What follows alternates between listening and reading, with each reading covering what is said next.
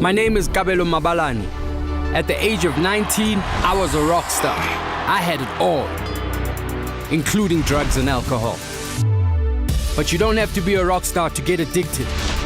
Drug and alcohol abuse is destroying countless lives and communities. Users are desperate for help. They want self-respect. They want to lead normal lives again. They want to kick it.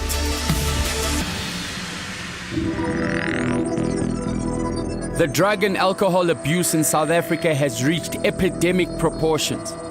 Over the coming weeks, I'm going to be taking you to different communities, and you're going to be meeting people whose lives are being adversely affected. From cocaine to dik to heroin and nyaupe, the world of abuse and addiction is destroying users, their families, and their communities. But before we begin that journey, let me share my own story. I'm living proof that drug addiction can be conquered. I've been clean and sober for the past 14 years, and when I look back on my life, I can't quite believe how I got here. Fame, fortune, addiction, and recovery have all led to me becoming the man I am today. Every day I feel like I'm alive, especially at 6 a.m. on a crisp autumn morning. I put my running shoes on at 6 in the morning. I get out there listening to music. It's me time. It's time where I get to reflect. It's time where I'm actually saying to myself that I'm out on the road again. And when I'm out on the road again, it means that I'm still in the fight, that I'm willing to go another round. And that's what running means to me. So when I'm out there, I'm basically saying, let's go, let's do this thing again. There's less drama in my life right now. I think, coming from my past, animutu azuba, anwa, abusing drugs. My head, I believe, was in a cloud of smoke, And, when your head is in a cloud of smoke, you miss a lot of opportunities. I believe because of the mistakes that I've made, I lost a lot of time. So it's important for me to make up time, I can share mutu killing today compared to the past. It actually feels like, mutu ole didn't even ever exist. I think, the transformation has been so much that it feels like the drug addiction and the promiscuity and all that stuff didn't happen. Yeah, it does almost feel like, how the hell did I get here, But thank God I'm here, Compared with my past, these days I live a normal life. Do normal things at normal times, like coffee with my old school friend Warren after my run. I think the thing that I'm most proud of is that he's still Kabelo. The guy that I met 25 years ago in Standard 6 at Saints, having gone through being super famous and loaded and running around like a bit of a crazy person, to the real dark times in his life, to having, it's always just been him. That's the best thing about him. He never changes.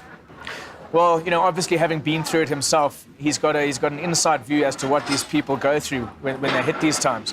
It's like hearing from your peers. Often you don't want to be told something. Listening to something from someone who's gone through it before is a different experience. It's important for me to do the show because for me, it's an act of service. We got taught, like we really go rehab, that you only keep what you have by giving it away. Also, to remind me continually about where I come from, because I'm going to be meeting, people who are, in addiction, coming out of addiction, and it's important for me to stay connected to that world. I got sucked into that world, the world of drug and alcohol abuse.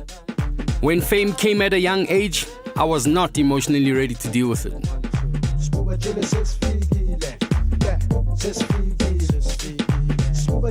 The late 90s was an exciting time to be a musician in South Africa.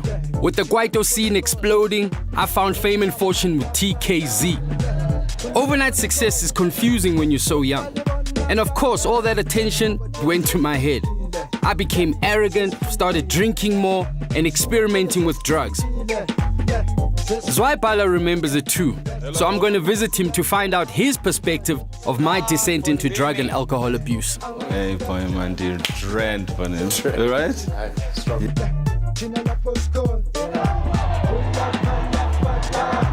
And I think what you went through was just like a phase that you were going, because you didn't drink or anything until after school. Yeah. Everything was happening in that time. And I think maybe by the time you sorted yourself out, it was like, no, man, correct me if I'm wrong, but it was like, no, man, actually, this is who I am. You know, like, crank, you know, and I think it's when they say so a person has lost themselves, you know what I'm saying? It's themselves. So they're trying to check, but who am I exactly? And I couldn't wait for that day. It just didn't happen. It didn't happen at the time I was waiting. I was hoping it would.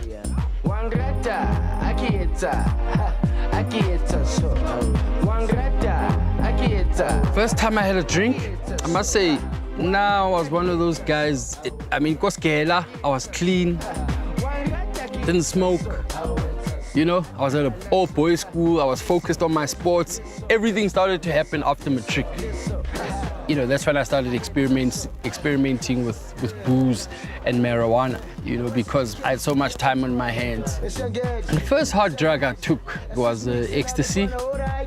We were recording the TKZ Halloween project. and people wonder why that's such a classic. And it was just another level of kind of self-medicating and masking what was really going on. And the same happened with cocaine. I think it happened maybe 2-3 weeks later. Looking back now, I wish I had listened to some people who tried to slap some sense into my arrogant, egotistical head. Wealth, fame, notoriety. At 21, 22, I mean, that's like putting a 45 Magnum in the hands of a 16-year-old. You know, you're looking for trouble. I tell young people today that if your gift is not connected to a purpose bigger than yourself, the abuse of the gift is inevitable. You know, so there was the gift. The gift opened many doors for me, but because it wasn't connected to a purpose bigger than myself, abuse is inevitable. Then it's about the drugs, it's about the girls, it's about the cars, it's about the clothes. And that was life. You know, if you're bowing down to me and questioning me, yeah, like you were nothing to me. Addiction blinds you to, the many opportunities that one has. And I really believe I dropped the ball in terms of the many opportunities that I had because of that blindness. Yeah, and that wasn't what we had. I've always viewed what we had as not the ultimate achievement. Yeah. But I guess the TKZ thing happened in such a short space of time, but it was so much in that space of time. Yeah. It happened too quickly. I mean, most people struggle for years before they make it. This was 1 year after high school. I mean, what do you know after 1 year after high school? You know nothing. And then the next thing, you're touring the world and, you're selling hundreds and thousands of albums. The world is at your feet. No one can prepare you for that. I think I'm really having an awesome time in recovery. But it's been a lot of work. I've had to put a lot of work in, but I've never been known to shy away from putting the work in. I mean, right now I want to keep Lomis Kotlapo. There's no temptation, no drama. I mean, Kinwela Limavati.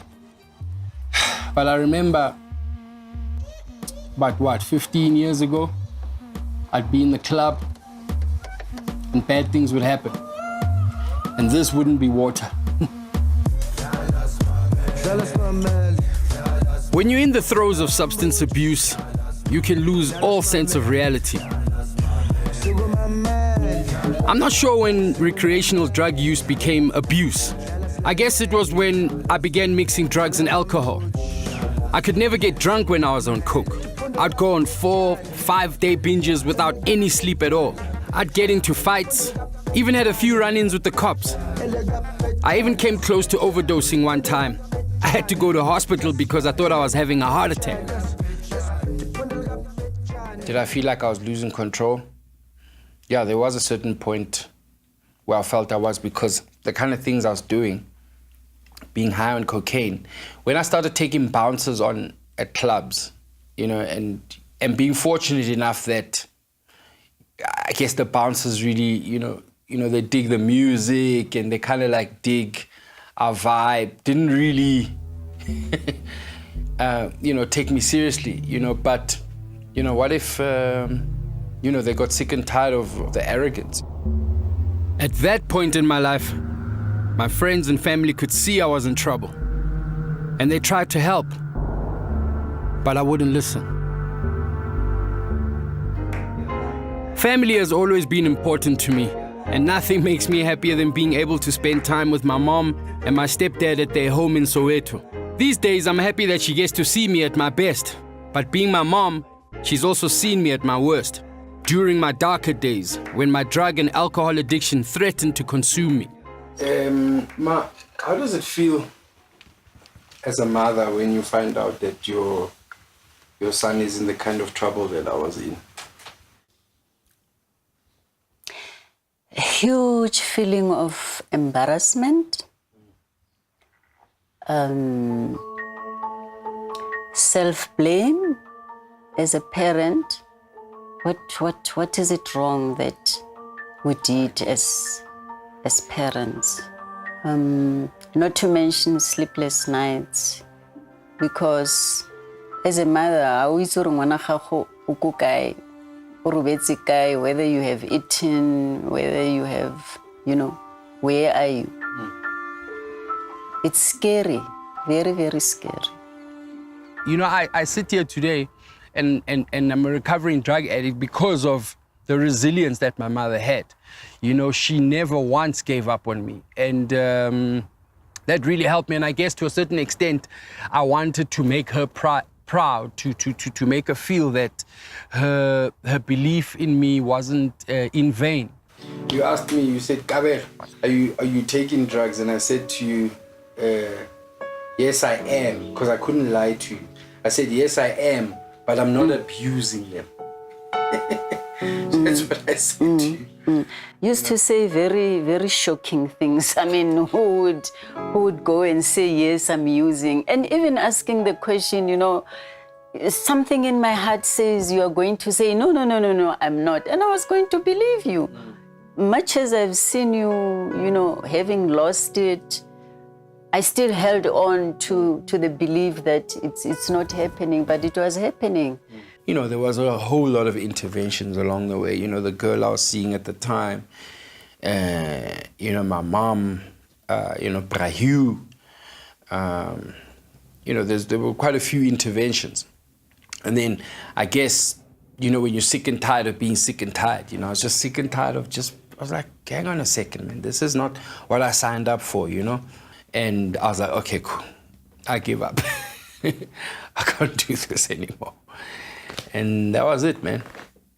You called me and said, Mama, I think I'm ready. I've made arrangements already to go to rehab. And then I said, huh? I can't hear you. And then you said, I'm ready, Mama, I'm going. I think I'm going tomorrow. And then I said, I want to come with you. Where can I meet you? I think it was difficult for Papa, though.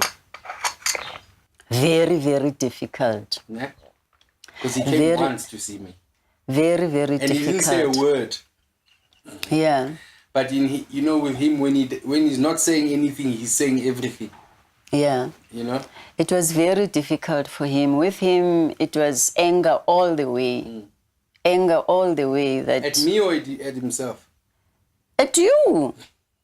At you. And, he used to say, mfano o batla fela hore ke mo tshware ke mo re 1, 2, 3, o batla left hook, that's all he needs. And I said, no, we don't, it's not going to help. Nobody can help you unless you're willing to help yourself first. That's what recovery is all about. After the break, I'll share how I surrendered to the process and asked for help.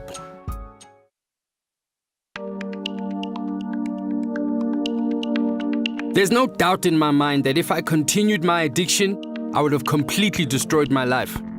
But thank God I realized that I needed help. I stopped fighting. and I faced my demons head on. So Bafetu, I decided to go to rehab because I understood if I get out, I'm going to end up in jail, in an institution, or death. So I'm back here in my Houghton house after 14 years. Normally, a few friends of mine that have helped me escape the fire. It's been 14 years. You're getting old. Yeah, afraid so. I'm going to have to ask you do you remember ever encountering me at rehab? What I remember of you was the desperation, the need for help, the desire to change your life. We understand that desperation is a gift. It may not feel like it at the time, but it is the motivation to change. And there has to be a strong motivation to change, although there often isn't in people as they arrive in treatment because their thinking is addled by the substances. People don't really know what's going on. It's as the substances wear off and as they start to become more aware of what's playing out in their lives, so that desperation can occur, although other people come in desperate. The first step of the 12-step program is to admit that you're powerless over your addiction and that your life has become unmanageable. Group therapy is key to this. Hi, my name is Kabelo. I'm an addict. Hi, Kabelo. This morning, what's come up for me is gratitude. Group forces you to be honest with yourself and your fellow addicts. It's a place where your peers can call you out or applaud you. There's nowhere to hide. Even though I've been clean for 14 years, you're always in recovery. And that's why I'm participating in today's group.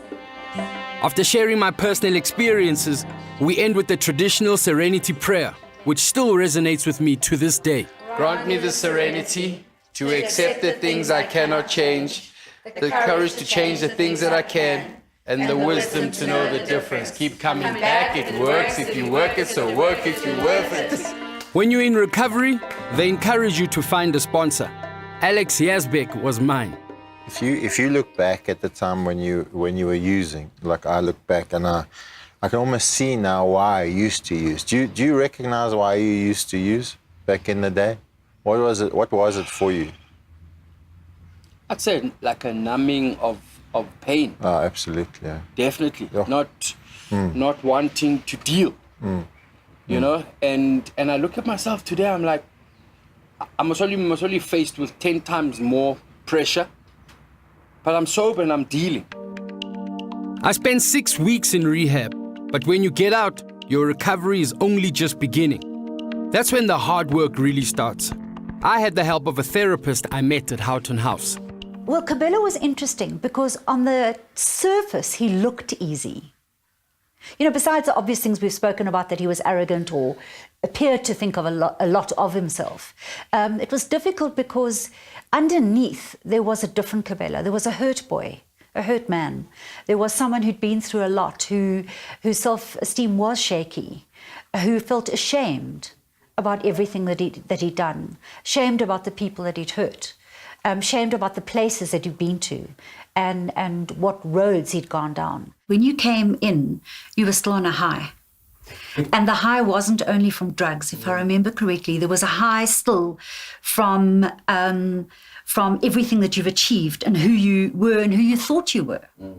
But there was a lot of confronting that needed to be done in order to bring you from that high. That's so true. I've actually never realized that when you come into rehab, you know, you have to be at ground zero to be able to kind of let in any information that can save your life. Since I've been clean, I've fought hard to craft the life that I have today. I'm incredibly blessed. I have a wonderful wife and a beautiful baby girl, and it hasn't been easy. You're always battling the demon of addiction. But these days, instead of drugs, I have newer, healthier interests, like staying fit and focusing on God's devotion to me. Rehab was like, you know, a great catalyst to helping me be the man that I am today. But, you know, my relationship with Christ has just, you know, it's kind of added jet fuel to everything. It's my North Star. It's like my relationship with God is my North Star. As long as that's aligned and it's in its rightful place, then everything else falls into place. Because I know if that falls out of place, relapsing is not too far down from there. I know that. My faith is without a doubt the bedrock to my sobriety today. Someone who's witnessed my relationship with God deepen over the years is Pastor Wayne Chafunya from Rhema Bible Church. I remember, back in the days when we chilled with Kabza, he was a guy who was all about having nice time. Fast forward about 2006, he gets serious about God. You see him sticking through Bible school, 3 years of coming to class on every night. He graduates, he starts serving in the church, lowest form, as an usher. He does that, he gets married in Kimberley, and we're all there, we see him. Then he begins to preach in Johannesburg, in our church. Then the baby girl comes up. You see Kabelo as a father who doesn't want to hear anything about the baby girl. He loves his family with everything that he has. He will do anything to make sure that those two girls are happy. Would you now please put your hands together for our very own Kabelo Mabalani, a.k.a. Boogalop, Two Shoes.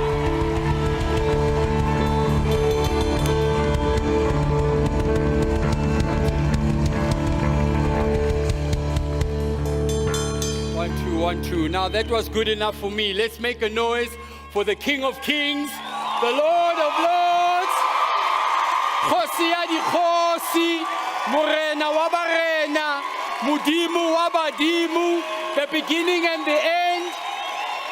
Amen. Yeah, it's a full life. I mean, she's like, I'm 40 years old. And I sit here and it almost feels like, we're like reading my obituary or something, but I kind of feel that, this is the beginning of great things to come, The past 20 years of my life have only been like a snapshot or forthcoming attraction of what the future holds, I believe,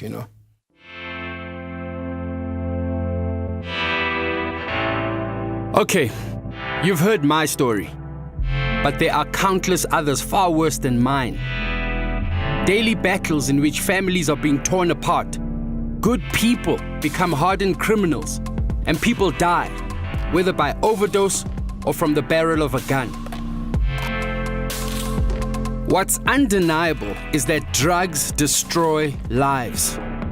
And this is a war we dare not lose. When I look back at my own story, I'm so thankful that I was able to get clean when I did. I honestly believe that if I'd continued to use for a little while longer, I would have ended up experimenting with heroin. These days, I have my health, my family, and my life back. But in an alternate reality, I'd be dead in a gutter somewhere with a needle in my arm. That prospect still faces tens of thousands of people battling their addictions. And in the coming weeks, I'm hoping to understand and help you understand their plight so that we can do whatever we can to help them. After all, as hard as it might be to bear witness to the pain of addiction, this is a series of hope that in all of us lies the strength and the courage to face our addictions and eventually to kick it.